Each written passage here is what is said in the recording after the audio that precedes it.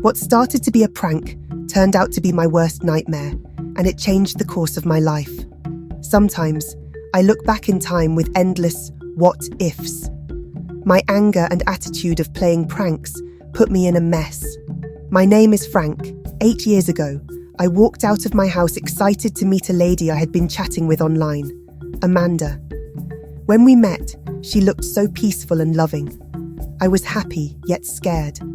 I found myself laughing so much at her jokes. We spent the day visiting various places she wanted us to go to. We laughed so much, and I played a few pranks on her, but she didn't like one of them because she got so scared and almost broke her knee. When it was about 7:30 p.m, I asked to drop her off at home and she told me she didn't live in the same city as me. "What do you mean by you don't stay in same city? You lied," I asked her. "I just wanted to see you and know if you're real," she replied. I didn't want her to stay in my house, so Elle decided to take her to a hotel which was 10 minutes away from the last place we visited. On getting there, she asked why I didn't want to take her to my house, and I told her it'd be safer for her to sleep in a hotel. I didn't want to have intimate with her. I also lied about my male friends being around and how I didn't want to make her feel uncomfortable. "Thank you for today, Amanda," I said to her as I handed her the room key and turned to leave. She pulled me back into a warm hug, and I felt my heart melt. I could smell her, and she smelled like a burst of vanilla and strawberries. "Please stay, Frank," she said, in a calm, soothing voice, holding my hands while looking into my eyes. It felt like she opened a new part of herself unto me, and I wasn't willing to let go. That night, when we got into the room, she asked us to go out to the bar at the hotel for a few glasses of wine before going to bed. I was reluctant, but I gave in. We sat there for about an hour, and when we were done, Elle asked the waitress to get me the bill. When she arrived, I noticed she had overcharged us with about $80, which pissed me off. I lost it. I didn't know when I slapped her, almost causing a scene. She wasn't even willing to apologize to me, and I told her she was going to pay for it. It was just a statement I made out of anger. We picked our things and left. When my girl Amanda and I got to the room, she told me she wanted us to be intimate, which I said no. She pleaded, telling me she had a condom in her bag and accused me of not being man enough. At that point, I gave in, and we had multiple rounds of intimacy. When we were done, we had a shower and I decided to continue the movie I was seeing on Netflix, while she said she needed to sleep. She tried watching a few scenes with me, but said it was a disgusting watch. The next morning when I woke up, she was not in the room. She dropped a note and said she had a good time and would love us to meet again. I brushed my teeth and was ready to leave when I had an idea. The worst idea and prank of my life. I decided to make a body out of the bedsheets, while I used the landline as a rope like I strangled a body with it. I left the hotel smiling to myself, imagining the shock on the face of the room cleaner. About 4 hours later, I got a call. It was from the hotel. I had completely forgotten about my prank and thought they called asking to make the refunds from the error made the previous night because they had asked for my number. "Can you come to the hotel, sir?" the man from the other end said. "You should just send me my money already because I don't know why you need me to be at the hotel again," replied angrily. He pleaded with me to be at the hotel because they wanted to solve the transaction issue.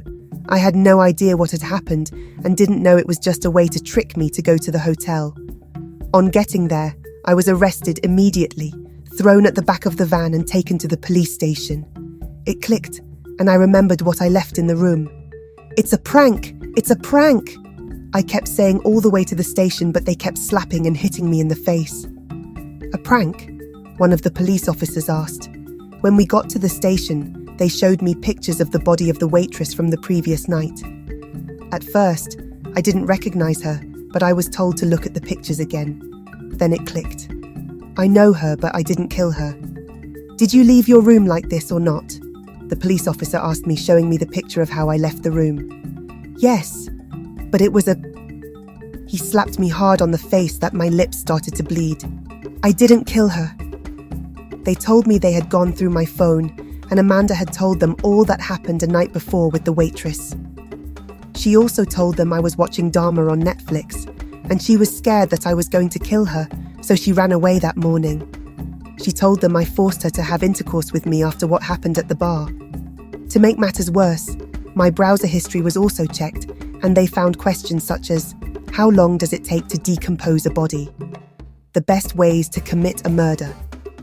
All searches I made out of curiosity due to the movie I was watching. Unfortunately, my sperm was detected around her vagina. I asked them to check the CCTVs, but they said they were faulty and hadn't been fixed. I was remanded for a week by the customary court, but my case was always adjourned every time it was brought up. After 5 years, John, the cleaner who was the first to see the body, came to visit me. He told me he killed her because she got pregnant and told her not to keep the baby, but she insisted on keeping the baby. I was scared it would ruin my life, he said, almost in tears. I looked at him and felt my heart break into tiny fragments. I need you to confess, John. I begged him. I wanted to be free. Yes, I am willing to. That's why I came here, he said. He told me he needed to do one more thing before turning himself in. I was scared he would run away, so Elle disagreed. Please, John yelled. I came here to tell you this myself. Let me do it the right way. I nodded my head with tears rolling down my cheeks as I thanked him for choosing to say the truth after all these years. You did the right thing, I said to him as he was leaving the room. I was so excited about the news that I hugged the warder who was by the door and told him I'd be free. I went back to my cell, thanked and told my cellmates that I'll be free, and they were all happy for me. I waited for hours, days, and weeks for my name to be called, that I'd be free to walk on the street again, but my worst nightmare happened. John never showed up. Apparently he died before he could speak to a lawyer. He only told his friend who visited me to tell me they lost him. My case was never looked into, and no further investigations were made. Even my friend, who I thought would stand by me, was the one who told the police that I said I had a surprise for them due to what happened the previous night. The end. Now the question is, why did Amanda testify against Frank? How was Frank's sperm detected on the dead waitress's vagina? What killed John before he could speak to a lawyer?